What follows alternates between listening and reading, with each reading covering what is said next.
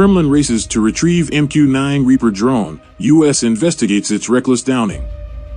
Russia is attempting to retrieve the remnants of the U.S. surveillance drone that crashed into the Black Sea after a run-in with Russian warplanes amid reports that Moscow's ships had approached the site of the crash early Thursday, approximately 56 nautical miles southwest of Crimea's southern tip. U.S. officials blamed the crash on two Russian jets dumping fuel on the drone and later colliding with a propeller on its rear, and said they were investigating its causes. "We'll be in close coordination with allies and partners at the conclusion of the investigation," Secretary of State Antony Blinken told reporters Wednesday on a trip to Ethiopia. "I can't speak at this point to the motive or to intent. The confrontation is the first known altercation between U.S. and Russian forces since the war in Ukraine began. Here's the latest on the war and its ripple effects across the globe. Key developments.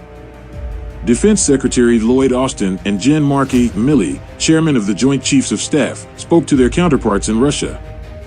In what was the first contact between the two militaries in months.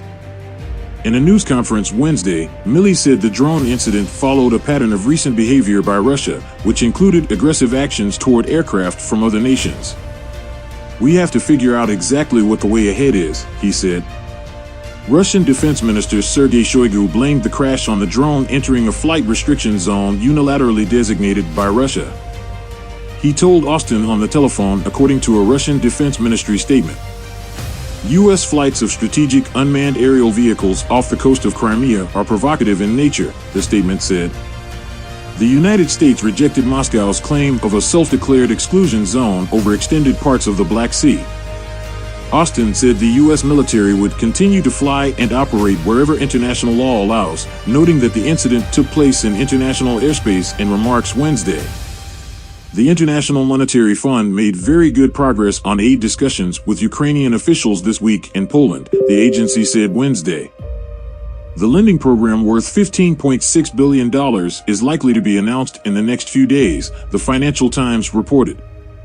Russia, China, and Iran are holding joint maritime exercises in the Gulf of Oman until March 19th, the Chinese Defense Ministry said Wednesday. The naval exercises come at a time when U.S. officials say China is considering providing military aid to Russia for its war effort in Ukraine. Iranian-made drones have been used by Russia to strike critical infrastructure in Ukraine. Battleground updates. Russian attempts to take the Donetsk town of Volodar appear to have slowed, the British Defense Ministry suggested in its latest update. Russian forces have sustained heavy losses on this front, officials said, in part due to Ukraine's use of remotely fired anti-armor mines.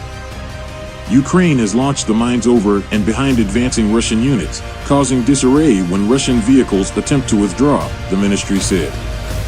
U.S. officials lauded Ukraine for holding on to Bakhmut in eastern Donetsk, where Russia has focused its war efforts in recent weeks.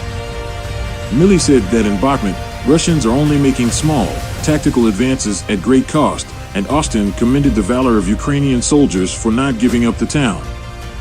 About 3,000 civilians, including 33 children, remain in Bakhmut, the head of the Donetsk military administration, Pavlo Kirilenko, said on Telegram on Wednesday.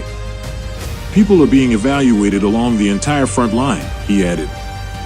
Russian forces shelled territories in the northeastern region of Sumy, the regional military administration said on Telegram on Wednesday.